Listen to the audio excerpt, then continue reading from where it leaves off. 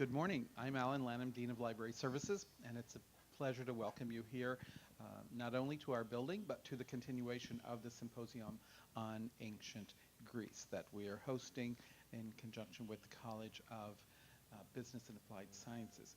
So we're happy to see you here. We want to draw your attention to the program that you picked up at the door.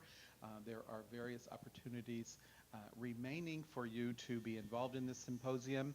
Uh, Today, one of your fellow students will follow this session, and this afternoon there's a session. Then tomorrow it's almost all day, and then things continue into next week. So please consult your program for disciplines that you might find allied to what you are interested in, or areas that you might want to become interested in. So this is a good opportunity and a fine way for you to immerse yourself into various disciplines, which I think in a philosophy class you have to do anyway. So make sure that you study the program a little bit after this session, not probably during. But to introduce our speaker, I will ask Dr. Wabi from the School of Technology to do so.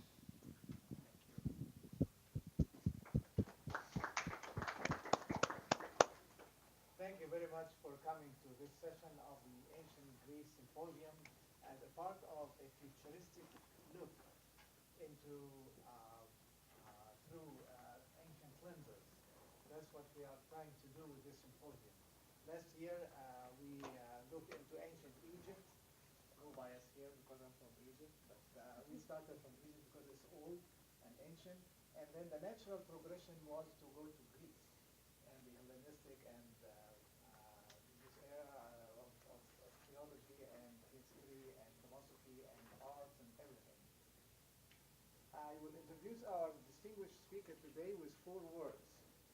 The first is philo, second is sophie, the third is grant, and the fourth, you guessed it, sterling. Philosophy. The first time when I was a child, when I came to know this word, I studied everything and lived in Egypt with Arabic, but philosophy, when I came to know what it means, it just captured my heart and my imagination. To love wisdom, philosophy. I'm sure you study this in your classes and you are expert in this, and we will have and add to it today our love for wisdom through our distinguished speaker. Writing grants is one of the most important activities that many people have to do in their careers to survive and thrive. So writing a successful grant is very important, and I'm not sure if this was intended by the name grant or what, but we have a wonderful, successful grant today. And sterling is the currency of England that was the strongest in the world. And even with metals, they say it is fake or sterling silver. They say, no, it is sterling. So we had it all. We have it all today. Grant sterling.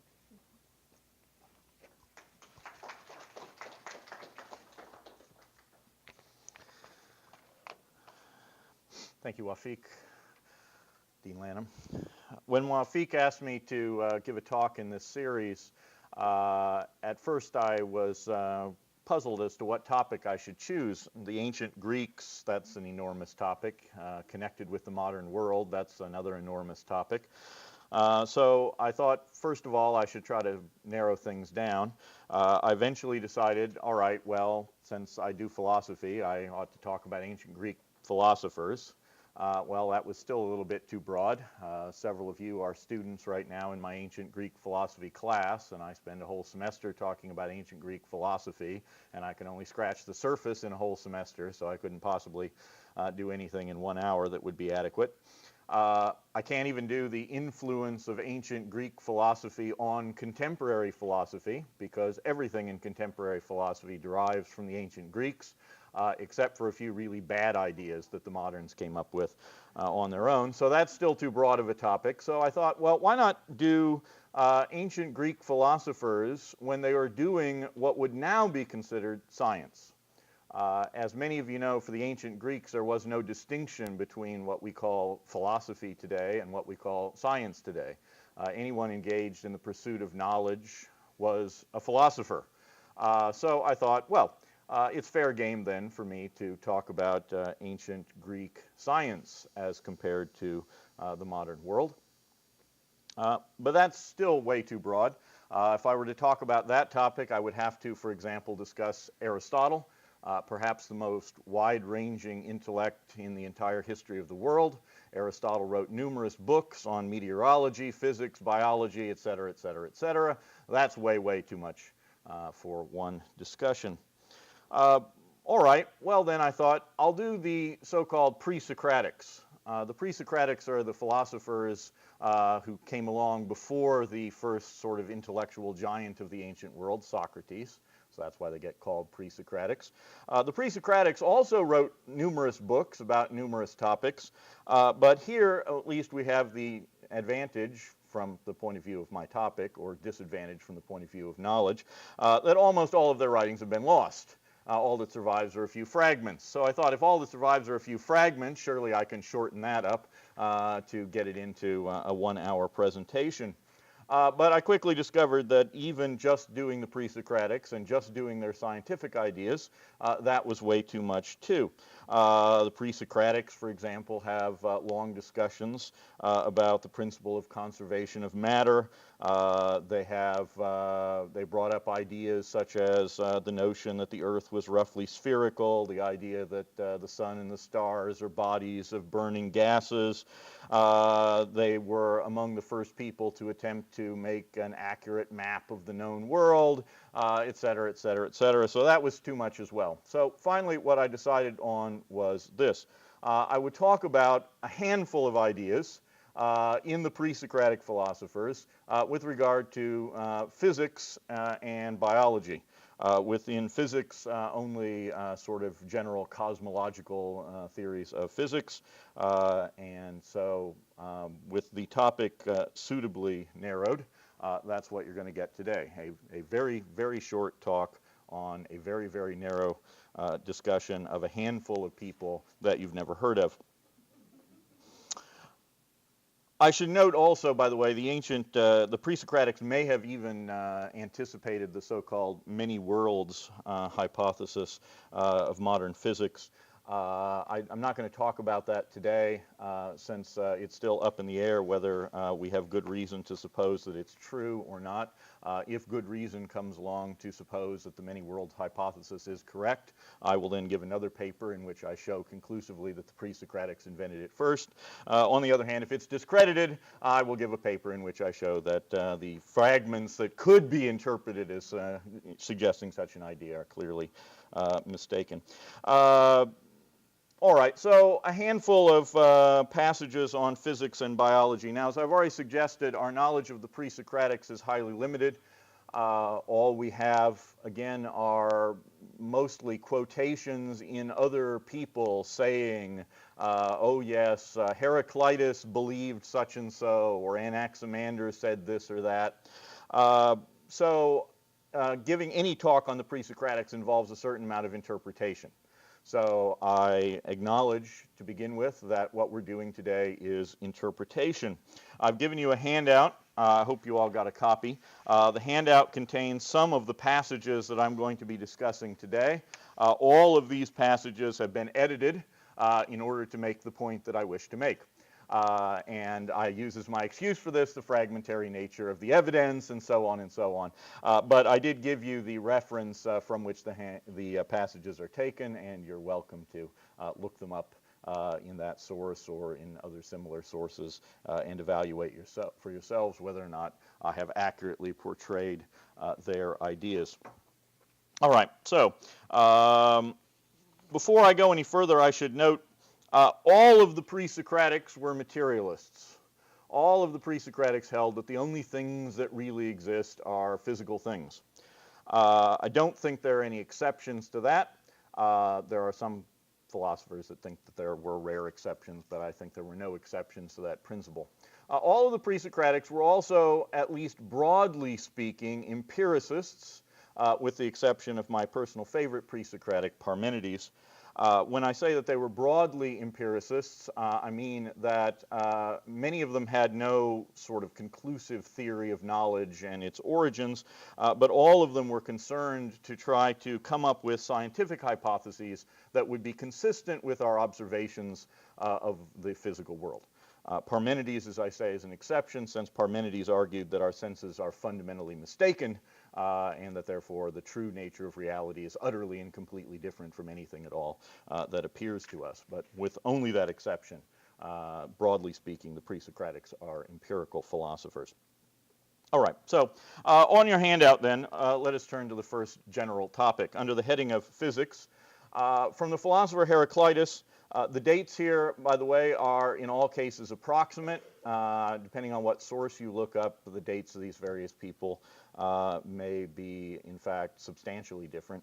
But I used one particular source that I think is as good as any. So I'm just trying to give you an approximate idea of when these people were around. From the philosopher Heraclitus, we have the idea that all things are in flux. All physical objects, even if they appear to be stationary, are in fact moving. They in fact have small elements that are in imperceptible motion. Nevertheless, even though all things are in a state of change, all events occur due to fixed underlying laws. There are, on Heraclitus' view, what we would today call laws of physics. These laws can be discovered. Heraclitus thinks that the vast majority of human beings are stupid and they have no interest in discovering such things, and so they sort of wander through their lives with no real purpose. But really smart people, like Heraclitus, can discover these laws and can use them to understand the events around them. Again, I have three short passages here, all clipped from longer passages, but I think representative. Heraclitus holds all things are in process or in flux. All things are in motion all the time, even though this escapes our perception. And all things happen according to what he called the logos. So the logos for Heraclitus is the underlying structure of reality. Again, the underlying laws which dictate everything that must occur. The logos is knowable. We are capable of understanding it, even if we see only a fraction of it, and even if, as I suggested, on Heraclitus' view, most people are too dumb to look for any more. So it is this idea which is responsible for many later philosophers and then scientists holding this general principle. Right, that there is, in fact, an underlying explanation for all things that occur, an explanation in the structure of the universe itself, and that it is the duty of intelligent people to try to discover as much of this as they can and pass it on to others. From the philosopher Empedocles, perception occurs through tiny particles that strike our senses. Empedocles held that all physical objects are composed of tiny particles, particles too small for us to directly perceive as they are in those objects. But those particles, when striking our sense organs, give rise to perception. Empedocles held that there are different sorts of particles emitted by different objects. These particles differ in their size and shape and so on. Our sense organs, he thought, contain passages or openings that allow these particles to enter into us and therefore give rise to perception. These passages are of different size and shape, and so only certain particles could enter into certain passages. This is Empedocles' account for why it is, for example, that you can't see sounds. Why can't you see sounds? Well, because the particles that give rise to sound perceptions aren't the right size and shape to fit into your eye. They're the right size and shape to fit into your ears. So you can hear sounds, but you can see colors and shapes and so on. So from Empedocles, then, we get this early account of the nature of perception. This led, that is at least the idea that objects are composed of tiny particles, to the only people on this list that any of you are likely to have ever heard of, Leucippus and Democritus. You've probably never heard of Leucippus and Democritus specifically, but they're known as the atomists. And they are known as the atomists because they held that the fundamental structure of reality is atoms. All things that exist are physical, and all physical things are composed of atoms. Atoms, again, are tiny objects, tiny particles, tiny elements of things, too small for us to perceive in themselves. There are different kinds of atoms, and the different kinds of atoms that an object is composed of give rise to the different physical and chemical properties of that object. Right? Metal reacts differently than wood because wood is composed of atoms of different size and shape and weight and so on, and therefore they react differently in different conditions. Again, a passage there. Democritus thinks that atoms are so small as to elude our senses, but they have all sorts of forms and shapes and differences in size. They create by aggregation bulks that are perceptible to sight and the other senses. Right? All things that you can actually see are simply gigantic masses composed of thousands and thousands or millions of atoms. The individual atoms, again, are imperceptible, but once you get enough of them all clumped together, then you have an object. Leucippus and Democritus developed all kinds of theories about how and why it is that atoms clump together and in what combinations they can form and how that produces different sorts of results. They struggled with issues of determinism and free will, since they held that the motions of atoms are dictated by their nature, their physical nature. That includes soul atoms, and yet at the same time, to some degree, they wanted to try to give some sort of account of how humans can have free will, and so they struggled with whether that was possible within the deterministic framework that they themselves had created, and so on. But in any case, it is probably Leucippus originated this doctrine. Democritus was the one who made it famous, who wrote it up, whose books were best known at the time, and therefore he is the one who's often credited with being the inventor of atomism. All right, enough of physics then. Let us turn to biology. I've chosen only a few passages for you from the biological theory of the pre-Socratics. So first of all, we have Anaximander. Anaximander believed that life came into existence from non-life when a primal soup of some sort was superheated. Terrestrial life, he held, had its origin through descent from fishes, including, as you will see below, human beings. Human beings descended, he held, from other species. So Anaximander of Miletus conceived that there arose from heated water and earth either fish or creatures very like fish. In the beginning, man was born from creatures of another kind. So according to Anaximander's view, the earth originally was a mixture of earth and water, two of the traditional Greek elements. There was no life. Life did not come about as a result of the actions of the gods or anything like that. No, it's simply the case that at some point this earth became heated, and heated to such a degree that it spontaneously brought forth the first life. The first life was extremely primitive, small creatures. From those small creatures living in the water, things like modern fish developed, and then ultimately human beings came from such fish. So it is to Anaximander that should go the credit for inventing the idea of the descent of man. Xenophanes. Xenophanes often is not considered a pre-Socratic philosopher. He's often considered simply a poet. Again, just as there's no real distinction among the ancient Greeks between scientists and philosophers, there really is no distinction between philosophers and poets. Xenophanes held that the earth, all current lands were originally covered by sea, that those seas dried up, that the result of the seas drying up are fossil remains of earlier creatures who died and were covered by the mud that resulted as the seas dried. This was a strictly observational discovery. Xenophanes was aware of the existence of fossils in places that were in his time mountainous, and he drew the conclusion that if there are fossils of fish in areas that are now mountainous, then those mountainous areas must at some point in the past have been covered by water, and so this is the account then that he gives.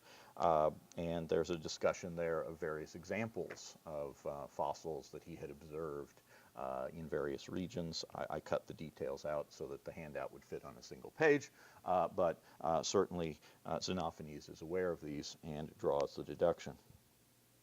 Finally, the last philosopher on the list, Empedocles again, the same Empedocles that's up there in the perception section.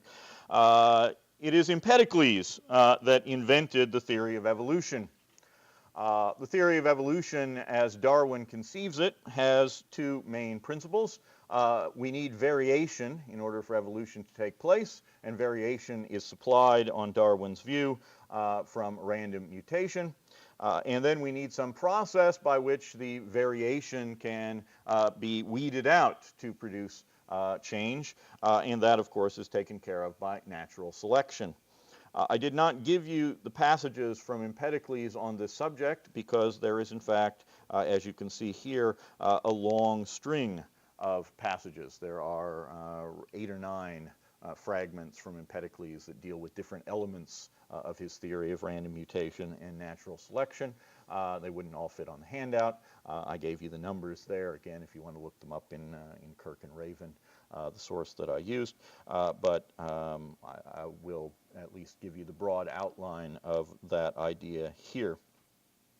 Now, so Empedocles develops this idea of random mutation and natural selection. Now, I must admit, in Empedocles' version of this theory, it's a little bit different from Darwin. Actually, it's quite a lot different from Darwin, which is another reason why I didn't put it on the handout, because if you actually see the passages, then it doesn't look quite as impressive as if I just summarized them.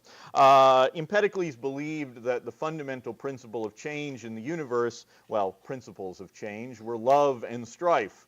Love, Empedocles thought, brings all things together, and strife tears them apart. And the history of the universe, on Empedocles' view, is a cyclical history. That is to say, the universe becomes dominated by love. All things are brought together. Unfortunately, this has the consequence that all things are brought together by smashing them into a tiny ball, which results in the extermination of all life. And then strife begins pulling them apart.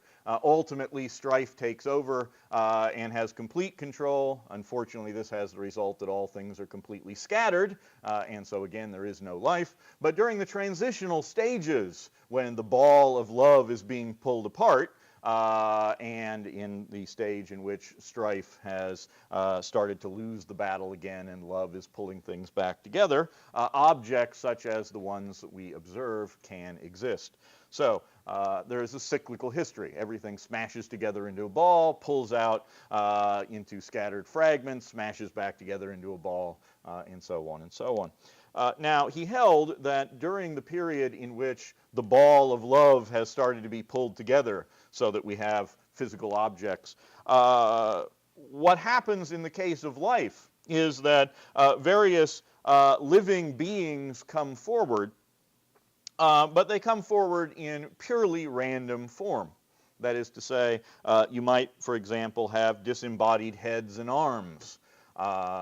So strife is pulling the ball apart. It pulls it apart in such a way that organs are created, but those organs unfortunately don't happen to be attached to the other organs. You get things, you get monsters during this period, bodies of humans with heads of animals, and so on and so on and so on. So this is truly a random mutation, a random process by which various combinations of organs are produced. Now, the natural selection part is fairly straightforward. A disembodied arm can't live, so that dies off. Animals with 6 heads don't survive very well. Those die off, and so as time goes by, the malformed combinations of creatures die, and we are left with the species that we observe today. Now, of course, again, this is temporary. The species that exist today can only exist as long as there's a fair equilibrium between love and strife. Once strife takes over completely, then, of course, all of our limbs will be severed, and all life will cease to exist once again. Or perhaps we're going the other direction, and we'll all be smashed together. But in any case, during the transitional phase, Empedocles held, when by random mutation you happen to get the right limbs attached in the right order, the creatures can survive, and then they reproduce. And that accounts for the species that we currently have. So again, it's not exactly Darwin, but it's not altogether so far off either. Now, why did I choose these particular ideas to talk about among the many scientific or quasi-scientific ideas invented by the pre-Socratics? I chose them because in every case, these ideas were lost. None of these ideas were at least directly the origin of the corresponding ideas in modern science. I entitled my paper that Darwin plagiarized Empedocles, but of course that's not literally true. I'm quite certain that Darwin had never heard of Empedocles or Anaximander and had absolutely no idea of their theories. All of these interesting scientific speculations disappeared. None of them gave rise to an ongoing tradition. This is certainly not true of all the pre-Socratics. For example, one of the most influential pre-Socratics was Pythagoras. Pythagoras made numerous contributions to the study of mathematics, Pythagorean theorem, for example. Those contributions were preserved and carried on in the mathematical community by Pythagoras' followers and by others. Other ideas from the ancient Greeks, invented first by the pre-Socratics, were taken up by Plato or by Aristotle, transmitted from them through the medieval period into the modern period. So why is it then, since some pre-Socratic ideas were preserved, why were all of these ideas lost? I want to suggest 2 reasons. 2 reasons for the unfortunate demise of the pre-Socratics. Interestingly enough, neither of these reasons have anything to do with the fragmentary notion of our own awareness of what the pre-Socratics had to say, because the later Greeks were aware of them. Many of the books of the pre-Socratics survived to the time of Plato and Aristotle and so on. They were familiar with their ideas. Most of our fragments from the pre-Socratics, in fact, come from Aristotle, who, as I suggested before, was interested in everything and so liked to record the ideas of other people, even when he disagreed with them. It's actually sort of the other way around. Our knowledge of the pre-Socratics is fragmentary because their ideas were discarded. It's not that our ideas were discarded because we lost our knowledge of what they had to say. So why were these ideas lost? First of all, ironically, the pre-Socratic period was, I think, too creative. There were simply too many new ideas being thrown out by various people. I mentioned before that the pre-Socratics suggested that the Earth is at least roughly spherical. Well, yes, some of them did. But we also have pre-Socratics who suggest that the Earth is a cylinder, that the Earth is a cube, that the Earth is a flat disk, or that the Earth is sort of a lid-like dome, sort of curved disk, if you will. Each of these ideas had backing from various figures in the pre-Socratic period, but none of them was considered to be sort of the dominant theory. There was no great pre-Socratic on the level of Plato or Aristotle, where everybody would respect that person's ideas just because they were recognized as the leading intellectual of the period. And so you get all sorts of speculations. Yeah, the atomists said that physical objects are composed of atoms.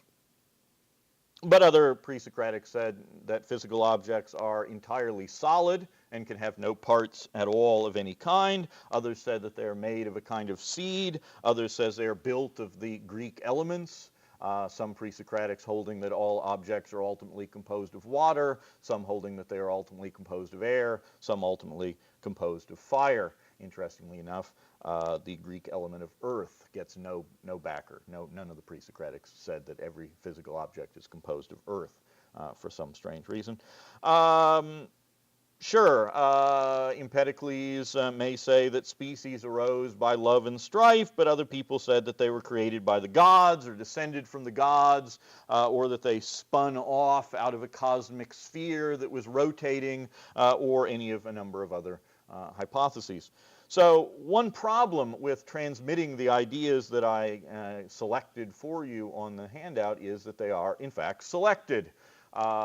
Pre-Socratics were coming up with ideas about just about every topic in an amazing variety for a relatively short period of time that begins with Thales in roughly 625 BC and ends with Socrates in roughly 470, so a period of only about 150 years. So that's one reason.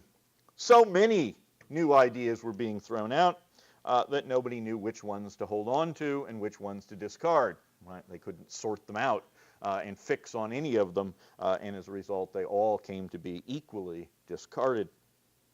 The second reason, connected with the first, the ancient Greeks, though they engaged in scientific speculation, did not have the idea of experimental testing.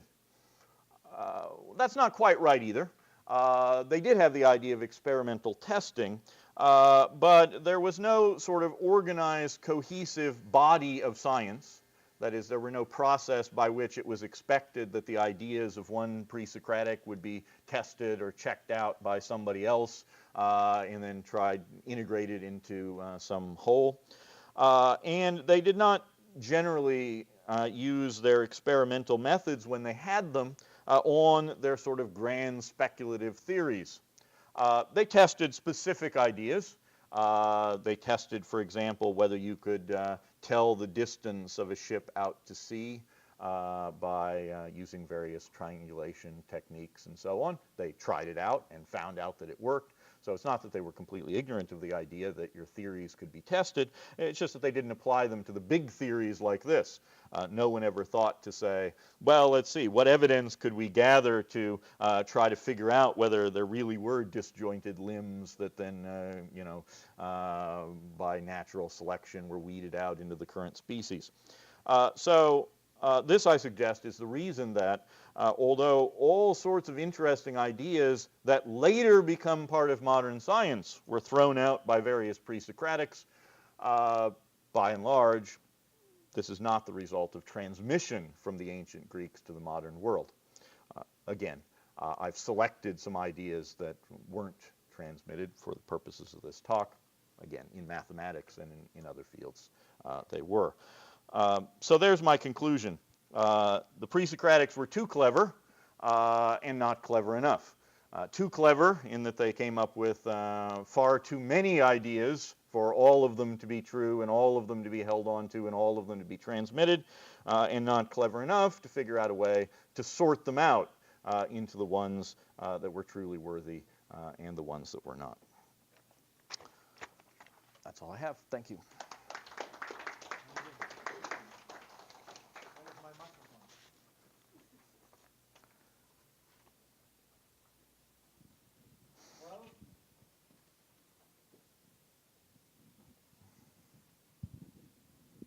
Thank you, Grant. That was a successful sterling grant. That was really... Any questions? I have a couple, but I wouldn't start until somebody would start for me, please. Any questions? I see many eyes talking. Yes, I see eyes talking. Uh, uh, you mentioned the observation, I guess it was Empedocles or Xenophanes, that fossils were found high in the mountains and fossils of sea creatures. To what extent do we have any idea that this observation could have given rise to the idea of a worldwide flood and Noah's Ark and so on? Yeah, not in the pre-Socratics. There's certainly speculation that in various cultures that other people made similar observations. I mean, Xenophanes is reporting observations that he is aware of. He wasn't, sort of an explorer that said, "Wow, look, I've come upon these things that no one else has seen." He's reporting things perhaps he has seen, but not things that he claims to have discovered. So certainly there was an awareness among the intellectual community of the early Greeks that such things were out there. Xenophanes is the only recorded instance among the ancient Greeks of somebody who tries to draw deductions from that, right? Who says, "Wow, this is interesting. How could this have happened?" His hypothesis, of course, is not a flood, but a sort of universal period in which land was covered by earth. And then he mixes that in with some much more complicated ideas about how earth ultimately absorbs water and all this other stuff. But at least among the pre-Socratics and the Greeks, these are the only records we have of somebody trying to explain how this could occur. But there's good reason to suppose that other cultures were aware of fossil remnants in areas that were then covered by land, and so it's no, that were covered by land at the time, but fossil remnants of sea creatures. So it's quite possible that there is some connection, but again, it wasn't drawn. That connection wasn't drawn by the ancient Greeks. How old is the idea of Noah's Ark? I don't know. It's I know that there's some controversy over the exact, but similar ideas exist in the Babylonians, for example, long before this period. Sumerians, I think. I know the Babylonians for sure had a similar idea, but I think the Sumerians too. So it's a very old idea. And I hear about Chinese version of this also, so it has been disseminated one way or another. Some people take this as positive or negative regarding the biblical story. For example, you see that some people who are against the Bible would say, hey, in every culture they have this flood, this thing, in a modification or adaptation. Those who are the theologian or Bible say, okay, it was a story that started with the patriarch, and when people went, everybody got his own story version. So it confirms that it happened, but so you can look at both ways. Another question. I'm intrigued with the idea of the atom thing. I mean, and back then, 3, 4, 5,000 back then, however, how many thousands, they come up with the idea of small things without a microscope or something. How, with your 21st century eye, look into the idea that starts over there? Now we look to the atomic theory and atomic bomb and so forth, and we can say, okay, that's. But for these people to start from scratch and say that there are some small things that we can't see by eyes. Yeah, in the handout, I think I mentioned the passages that I give are from Leucippus and Democritus because they're known as the atomists, and so it's sort of their theory, and so I thought, well, I ought to give them credit for it. But yes, yeah, they coined the name atoms for these particles. But as I mentioned, you can find a prior version of that view in Empedocles and in other pre-Socratics as well.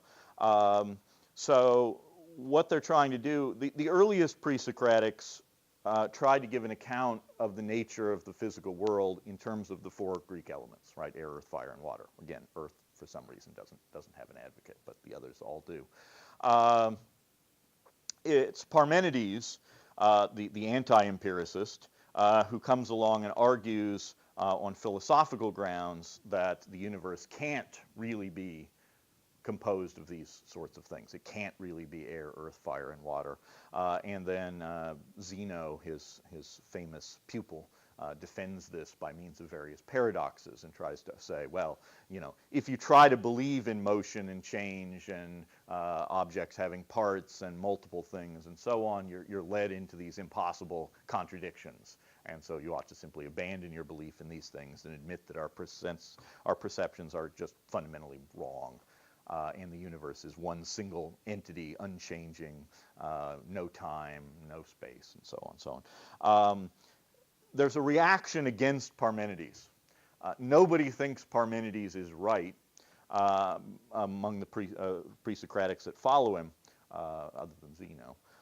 But at the same time, they were uncomfortable with the idea of the kind of philosophy that had gone on before Parmenides. In other words, they sort of thought Parmenides had offered them a challenge, and they couldn't go back to the way things were before Parmenides, but they didn't want to accept that there's no time and so on. And so it was in the process of struggling to come up with an account of this that they started to develop their theories. So, for example, Empedocles and Anaxagoras were both influenced by Parmenides' idea that there couldn't be change. Well, they rejected the notion that there couldn't be change, but they did accept the notion that change couldn't take place between substances. In other words, they thought, well, Earth can't really change into air, for example, or water. And so that gave them a problem because there are instances where it appears that things change into other substances. And so they tried to account for this by arguing that, well, objects are really composed of parts of different kinds of things. So I didn't include this, for example, but we have an attempt to account for how it is that when you eat something, it nourishes your body. Because how is it that if I eat bread, it can turn into skin and bones and so on? That requires the transformation of the bread into something else. And, well, they weren't comfortable with that idea. So they hypothesized, well, the bread must really have little bits of flesh and bone in it. But they obviously must be so small that we can't see them. And so then when we eat the bread, our body processes it by extracting the flesh and bone and attaching it to our body and then getting rid of the rest of it. Well, again, that requires the notion that there are within the objects we perceive tiny little particles of other kinds that we can't perceive. And this ultimately led to them to postulate the Anaxagoras is not on your list, but Anaxagoras holds that there are little seeds, he calls them, of every kind of thing. So there are iron seeds and wood seeds and flesh seeds and so on and so on. And all of these seeds are too small to perceive. And physical objects are determined by whatever seed predominates. Okay, so this looks like wood and reacts like wood because it's mostly wood seeds, but there are all kinds of other seeds as well. And so then it's the atomists who essentially take these ideas, call these things atoms, and start trying to put together a theory, a purely physical theory of how they interact with one another and how they compose the objects we perceive and so on. It was interesting also for me to hear that the explanation, excuse me, for not seeing the sound, because the particles or atoms can be seen, quote unquote, by our ears while we can see them by our eyes. So it's kind of interesting way out of... Yeah, and that's an idea, by the way, in Empedocles that is certainly still known in later period. Plato, for example, makes reference to it in one of his dialogues. Well, of course Empedocles' theory of effluvia, and so in the conversation it appears that, well, obviously any educated Greek would at least know of this theory, whether they agreed with it or not. So apparently that theory of perception was well known enough that it could be taken for granted in a conversation that other people would be familiar with it. I think we have a couple of minutes for other couple questions, if you like. Anybody question? The microphone is not for the sound, in as much it is for taping. So if you like, I was kind of. You have another question. Thanks. I don't want to jump in front of you, Joaquin. Just to comment on the senses and the shapes and sizes of particles. Geometry played such a big role for the Greeks, and at least starting with Pythagoras. I think from my reading, the discovery that there was a very small number of regular polyhedrons was striking, and I think it carries down through the Greeks. I may be wrong, but I think 5 regular solids, the sphere with one side and the cube with 6 sides, for example. And I think, 5 senses, 5 regular solids, then perhaps they put them together that way. So you've got one shape that only goes in the ear. Feel free to comment on that. Yeah, I don't know. What we have, oddly, apparently, as I said before, the theory was widely known. Even it wasn't necessarily held by everybody, but it was widely enough known, as I say, that Socrates in a conversation could assume that the person that he's talking to would be aware of it. But what we have of the theory now is extremely fragmentary. We only have, I think, 2 passages that even refer to this theory, and neither passage says very much about it other than that there are different passages in the senses and different effluvia, he calls them, that strike us. So it's not known. According to one of the passages, it specifically says this is true for all of the senses.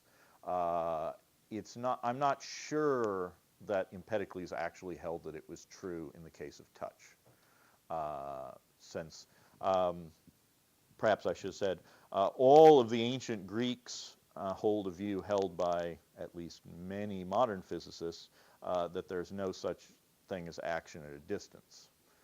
All cause and effect must occur by contact. And so that's why Empedocles had to have something physically traveling from the object to your sense organ in order for sensation to take place. But of course, in the case of touch, we don't need that. Right? We don't need something flying off the object, hitting my sense organ, since I'm directly in contact with it. So I'm not sure whether Empedocles thought that touch actually functions in that way. But it's possible that he did, because he might very well have held that we can only have sensory perceptions if the object that we're touching has the right form. So it may be that even there, although we don't have things flying off the object, it may be that the object has to be composed in the right shape for us to feel it. Any other questions or comments? Yes. Would you say your name? My name's Bill. I was just wondering if, Dr. Sterling, do any of these ideas go back farther than the ancient Greeks? Are they influenced by any other people? Especially like these that were on the list. There are no cases where we can trace their origin beyond, in some cases, as I just suggested, earlier pre-Socratics.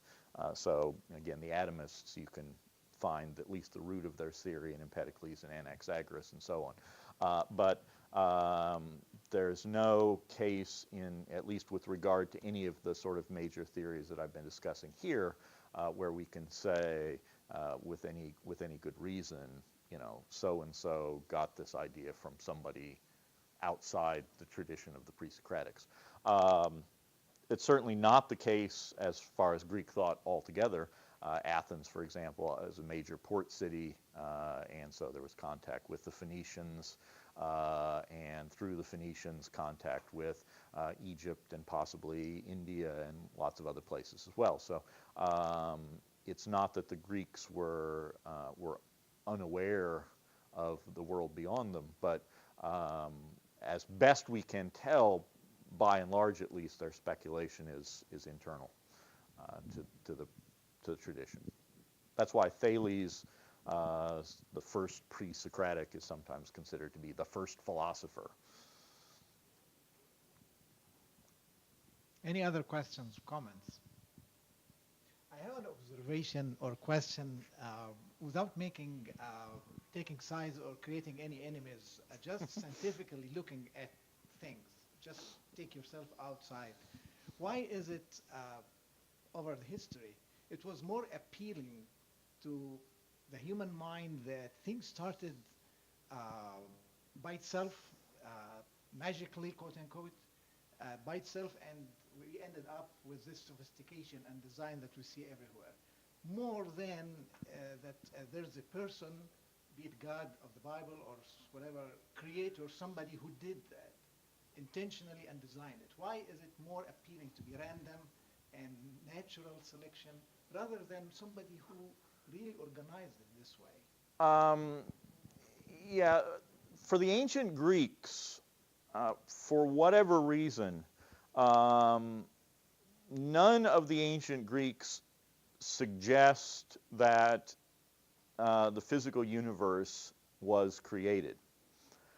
But most of them thought that the physical universe was formed by the gods.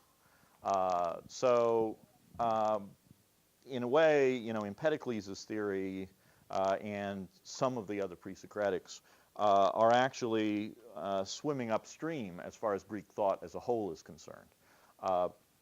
So, the idea of a creator, again, is foreign to the Greeks by and large. The idea, though, that matter is sort of, formless, chaotic, disorganized stuff, and that if you're going to make anything of it, you have to do something, right? You have to have some intelligent force putting it that way. That idea actually is the dominant one among the ancient Greeks. Not the only one, but at least the dominant theory that the gods look upon, formless or chaotic matter, and gods or the titans sometimes, and they think, well, we got to make something out of this, and so the world as we perceive it is a result of divine activity, but not originally creative activity so much as formative activity. Well, I see our time is running, and I assume and gather that all of you are philosophers because you love philosophy. And thank you very much for coming. If you have any other questions, I take your permission. Send him Yes. emails or email me. Yeah, by all means. Thank you. See you.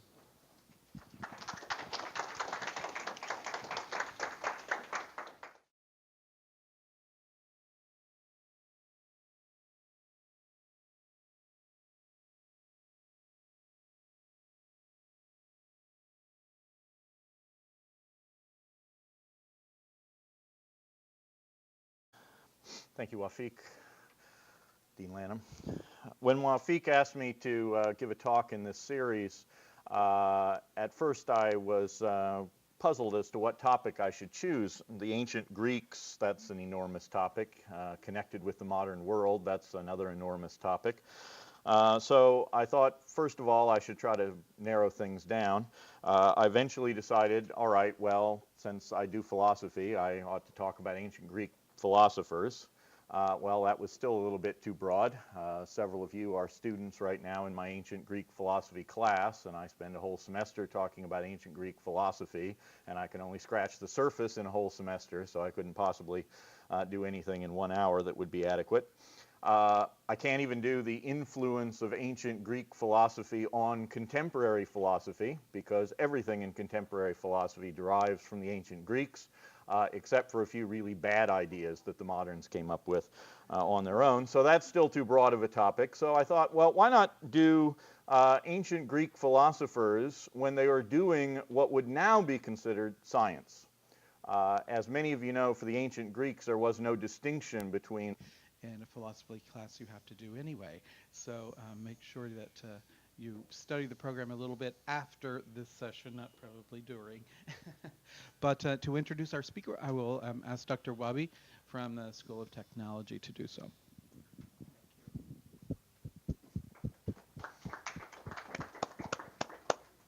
Thank you very much for coming to this session of the Ancient Greece Symposium as a part of a futuristic look into through ancient lenses. That's what we are trying to do with this symposium. Last year we looked into ancient Egypt. No bias here because I'm from Egypt, but we started from Egypt because it's old and ancient. And then the natural progression was to go to Greece and the Hellenistic and this era of theology and history and philosophy and arts and everything. I will introduce our distinguished speaker today with 4 words. The first is philo, second is Sophie, the third is grant, and the fourth, you guessed it, sterling. Philosophy.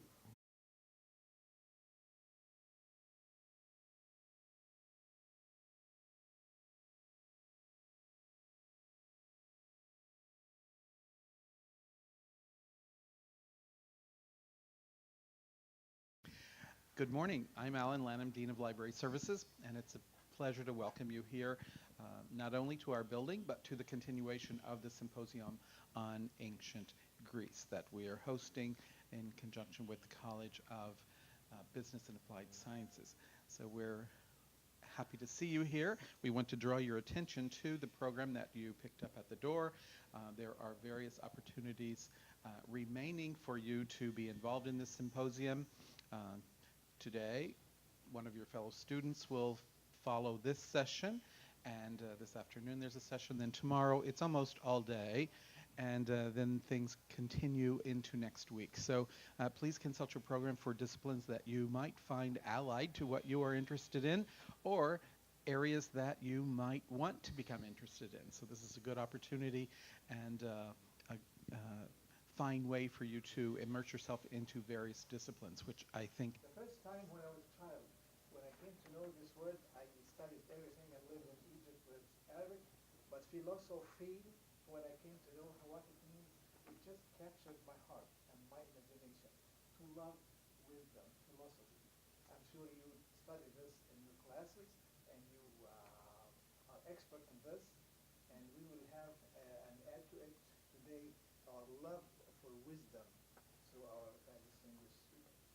Writing grants is one of the most important activities that many people have to do in their careers to survive and thrive. So writing a successful grant is very important. And I'm not sure if this was intended by the name grant or what, but we have a wonderful, successful grant today. And sterling is the currency of England that was the strongest in the world. And even with metals, they say it is fake or sterling silver. They say no, it is sterling. So we had it all. We have it all today. Grant sterling.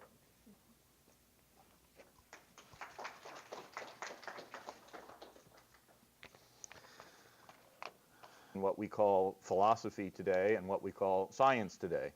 Anyone engaged in the pursuit of knowledge was a philosopher. So I thought, well, it's fair game then for me to talk about ancient Greek science as compared to the modern world. But that's still way too broad. If I were to talk about that topic, I would have to, for example, discuss Aristotle, perhaps the most wide-ranging intellect in the entire history of the world. Aristotle wrote numerous books on meteorology, physics, biology, et cetera, et cetera, et cetera. That's way, way too much for one discussion. All right, well then I thought I'll do the so-called pre-Socratics. The pre-Socratics are the philosophers who came along before the first sort of intellectual giant of the ancient world, Socrates. So that's why they get called pre-Socratics. The pre-Socratics also wrote numerous books about numerous topics, but here at least we have the advantage from the point of view of my topic, or disadvantage from the point of view of knowledge, that almost all of their writings have been lost. All that survives are a few fragments. So I thought if all that survives are a few fragments, surely I can short